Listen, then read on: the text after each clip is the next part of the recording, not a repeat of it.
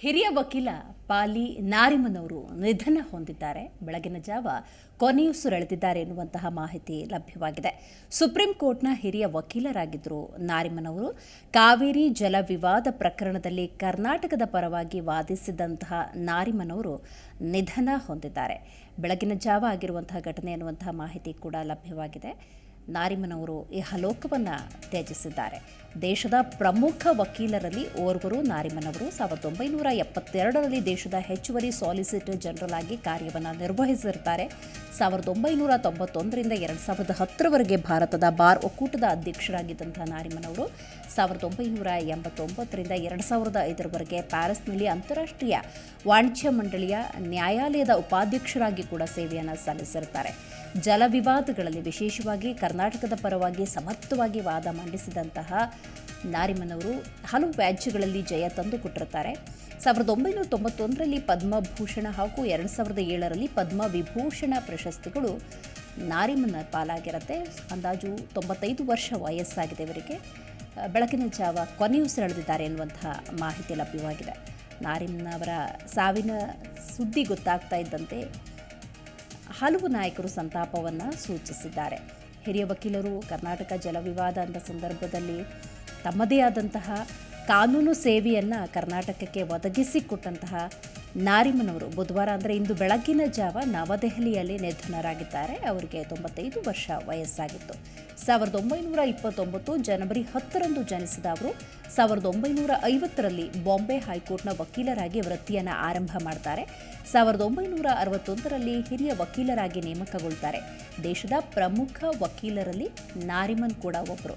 ತಮ್ಮದೇ ಆದಂತಹ ಕಾನೂನು ಸೇವೆಯನ್ನು ಈ ಮೂಲಕ ಒದಗಿಸಿದ್ದಾರೆ. ಹಿರಿಯ ವಕೀಲ ಹಾಗೆಯೇ ಕಾಂಗ್ರೆಸ್ ನಾಯಕ ಅಭಿಷೇಕ್ ಮನು ಸಿಂಘ್ವಿ ಸೇರಿದಂತೆ ಹಲವರು ನಾರಿಮನ್ ಅವರ ಸಾವಿಗೆ ಸಂತಾಪವನ್ನು ಸೂಚಿಸಿದ್ದಾರೆ. ತಮ್ಮ ನುಡಿನಮನವನ್ನು ಟ್ವೀಟ್ ಖಾತೆಯ ಮೂಲಕ ಹಂಚಿಕೊಂಡಿದ್ದಾರೆ. ನಾರಿಮನ್ ನಿಧನದಿಂದ ಒಂದು ಯುಗದ ಅಂತ್ಯವಾಗಿದೆ ಅಂತ ಹೇಳಿ ಅಭಿಷೇಕ್ ಮನು ಸಿಂಘ್ವಿ ಅವರು ತಮ್ಮ ಟ್ವಿಟರ್ ಖಾತೆಯಲ್ಲಿ ಹಾಕೊಂಡಿದ್ದಾರೆ. ಪಾಲಿ ನಾರಿಮನ್ ಅವರು ನಮ್ಮನ್ನೆಲ್ಲ ಅಗಲಿದ್ದಾರೆ. ಜೀವಂತ ದಂತಕತೆ ಅವರು.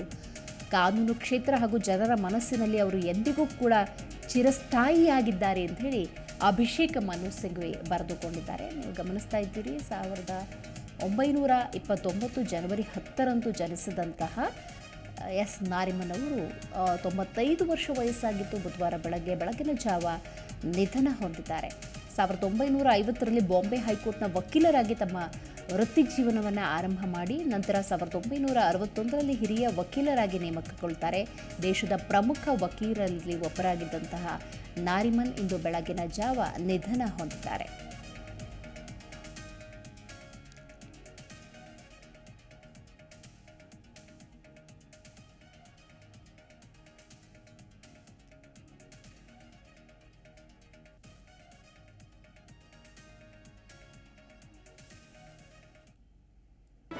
ಜಿ ಕನ್ನಡ ನ್ಯೂಸ್ ಈಗ ನಿಮ್ಮ ಮನೆಯಲ್ಲೇ ನೋಡಿ. ಎಲ್ಲ ಕೇಬಲ್ಗಳಲ್ಲಿ ಈಗ ಲಭ್ಯ.